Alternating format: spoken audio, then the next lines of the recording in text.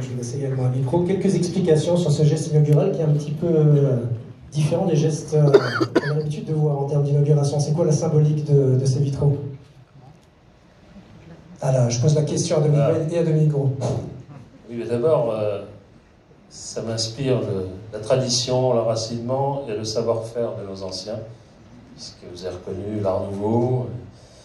Mais c'est le symbole, en fait, du partenariat étroit entre la banque et la ville de Metz, et de sa ville, quand nous avons engagé ce chantier, donc je crois que c'était en 2016. Une partie, bien sûr, enfin nous sommes dans un quartier classé, une magnifique partie des locaux où précisément vous trouverez ce type de vitraux qui relèvent de l'Art Nouveau. Et nous avons choisi de séparer précisément deux parties d'une fenêtre. Voilà. Et l'un de ces vitraux a été exposé pendant toute la durée, je crois que vous en direz quelques mots, monsieur le maire, dans votre bureau, voilà, et l'autre partie, nous l'avons conservée. Voilà. Et l'engagement, c'était de dire que quand les travaux seront terminés, eh bien, nous réunirons les deux parties, franchement, de cette fenêtre pour reconstituer le vitrail.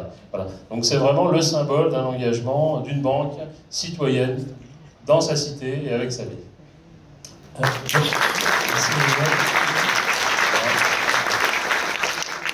Quel beau symbole, effectivement. Souvent, on m'a demandé dans mon bureau, qu'est-ce que c'est que ça? J'ai oh, ça, c'est un trésor qui m'a été confié en 2013. En 2013. La date est importante. Vous allez voir pourquoi. Parce que figurez-vous qu'on me donne à garder ce vitrail en 2013, et moi, je devais être candidat à ma propre succession en 2014. Et j'étais très inquiet à l'idée que ce vitrail n'aille pas là où il devait aller au moment venu, c'est-à-dire aujourd'hui.